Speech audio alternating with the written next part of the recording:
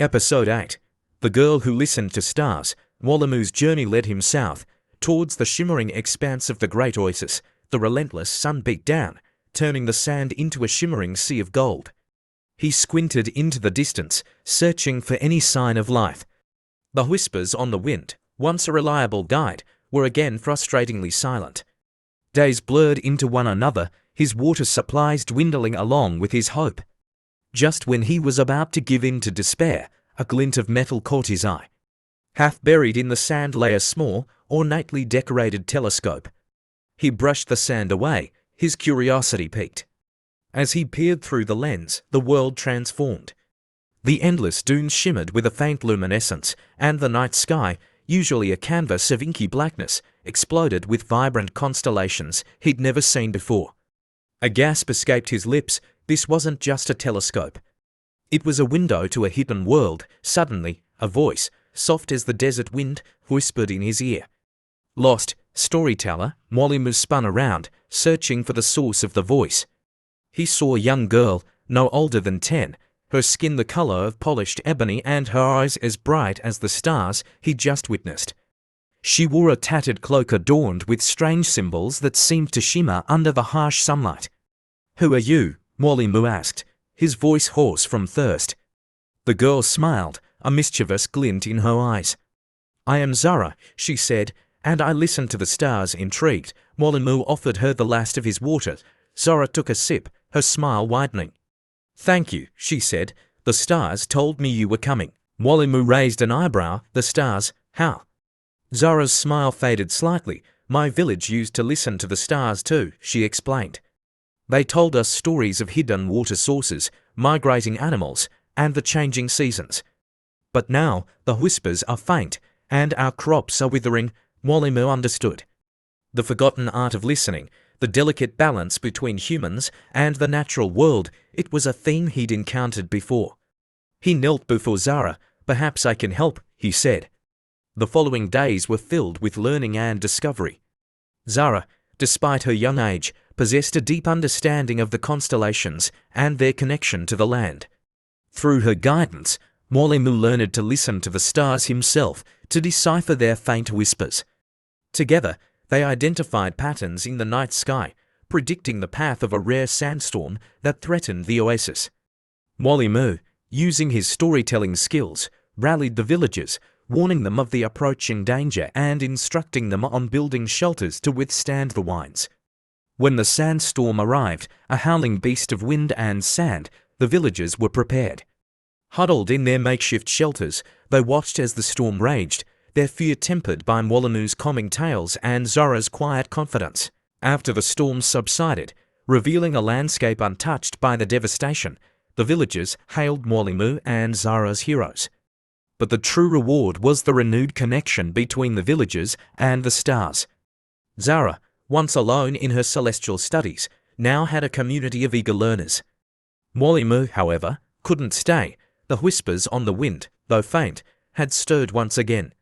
With a heavy heart and a promise to return, he said his goodbyes. Zara, her eyes shining with newfound hope, handed him the telescope. "Keep listening to the stories, Wolamu," she said. "The stars have more tales to tell." Wolamu nodded, a lump forming in his throat. He strapped the telescope to his back, a symbol of his new understanding and a reminder of the girl who listened to the stars. The next chapter of his journey awaited, and with it, the promise of new stories, new connections, and the never-ending symphony of the world. Episode 9. Echoes in the Mist. Wolamu's journey took him eastward, towards the fabled Cloud-Piercer Mountains, their snow-capped peaks shrouded in an eternal mist. The whispers on the wind, finally back in his ear, spoke of a forgotten melody, a song that once held the power to calm raging blizzards. The climb was arduous. The air grew thin, and the biting wind whipped at his face. The once vibrant blue sky faded into a swirling mass of white, visibility dropping with each step. Just as doubt threatened to overwhelm him, he spotted a faint outline, a lone monastery clinging precariously to a mountain ledge. Exhausted but hopeful, Wolamu stumbled towards the monastery. A wizened monk, his face etched with the harsh mountain life, welcomed him in. Inside, the air was warm, filled with the scent of burning incense and the rhythmic chanting of unseen monks. Mollymoo explained his quest for the forgotten melody, the song that calmed the blizzards. The old monk listened patiently, his eyes holding the wisdom of 1,000 mountain storms. "The melody is lost," he said finally, his voice a low rumble. Lost in the great silence that fell upon these mountains after the war, Mollymoos' heart sank. War? What war could have silenced an entire mountain range?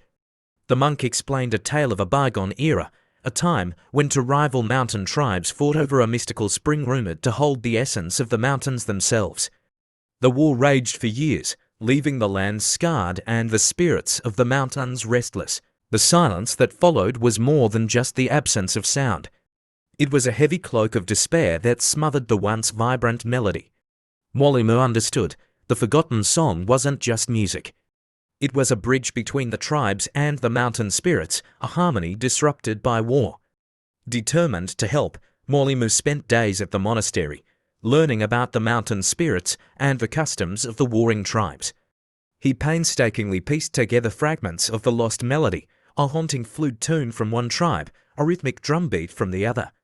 One clear night, under a sky ablaze with stars, Mollymoo stood on a wind-swept peak. He raised the magical gourd to his lips and blew, channeling the whispers of the wind into the instrument. Then, with a deep breath, he began to play. He wove together the fragments of the melody, merging the mournful flute with the relentless drumbeat. The sound resonated through the valleys, a plea for peace and reconciliation. As the melody soared, a hush fell over the mountains, then a miracle. A faint response drifted down from a distant peak, a chorus of wind chimes played by an unseen hand. The melody, once lost, began to take shape, a mournful yet hopeful song that echoed through the mountain valleys. The next morning, a delegation from the two warring tribes arrived at the monastery. News of the melody, a sign from the mountain spirits themselves, had reached them. Tears streamed down the elders' faces as Mollymoo finished the song. A fragile peace treaty was signed that day, a testament to the power of music and the unifying spirit of the mountains. Mollymoo, his heart filled with a quiet satisfaction, knew his work was done. The old monk handed him a small, intricately carved flute. "The melody needs a keeper," he said.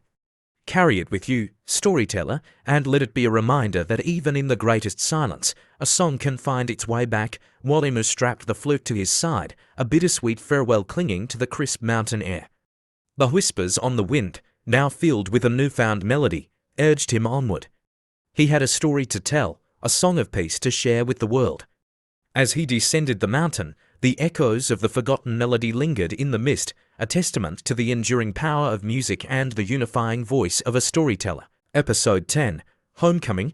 Mollymoo's journey finally brought him within sight of the familiar silhouette of Baobab Bend, the village where his adventure began.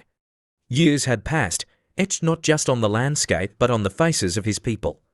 Yet, a warm smile spread across his face as he saw children playing beneath the giant baobabs, their laughter echoing across the savannah. He approached cautiously, unsure how he would be received. As he drew closer, a young girl with bright, curious eyes spotted him. "Look," she exclaimed, pointing. "It's the storyteller." His name spread like wildfire. Soon, the entire village was gathered around him, their faces a mixture of surprise and joy. The old chief, his hair now streaked with grey, hobbled towards him, his eyes filled with tears. "Mollymoo, my son," he rasped, embracing him tightly. "You've returned." Days were spent in a whirlwind of storytelling. Mollymoo regaled the villagers with tales of his adventures, the darkness in the cradle of the sun, the whispers of the past in the canyons, the melody that calmed the mountains. He spoke of Zara, the girl who listened to stars, and the old monk who reminded him of the power of music. The children, wide-eyed and captivated, bombarded him with questions. Mollymoo answered them all, weaving lessons of courage, empathy, and respect for the natural world into his narratives. One evening, as the sun dipped below the horizon, painting the sky with vibrant hues, Mollymoo noticed a young boy sitting alone beneath a baobab tree. He approached him gently. "Why are you sad, little one?" Mollymoo asked, his voice soft. The boy, no older than 10, looked up, His eyes filled with longing. "I miss you," he whispered. "You tell stories of faraway lands, but you never talk about Baobab Bend." Wally smiled, a warmth spreading through his chest. "Baobab Bend holds the most beautiful stories of all," he said. "Stories of bravery, resilience, and the unbreakable bond of a community." He spent the rest of the evening sharing stories of his childhood in Baobab Bend, stories of mischievous pranks beneath the baobabs, wise lessons learned from elders, and the comforting sounds of his village at night. The boy listened intently, a spark of pride igniting in his eyes.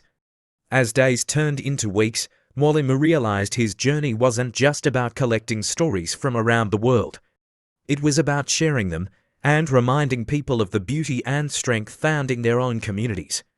One moonlit night, under the watchful gaze of the same baobab tree where he'd received his first spear, Wally gathered the villagers. He took out the magical gourd, its silence no longer a source of worrying but a symbol of his journey.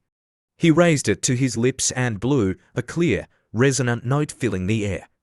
Then he began to tell his final story, the story of Molly the boy from Baobab Bend, who walked the world, listened to its whispers, and brought its stories back home.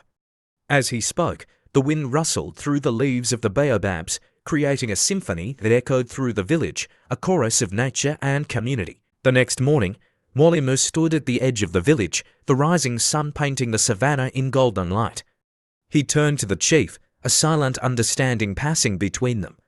His journey as a wandering storyteller had come to an end. But the stories, they would live on, whispered on the wind, shared around crackling fires, and forever etched in the hearts of the people of Baobab Bend. Wally, his spirit refreshed and purpose renewed, was finally home.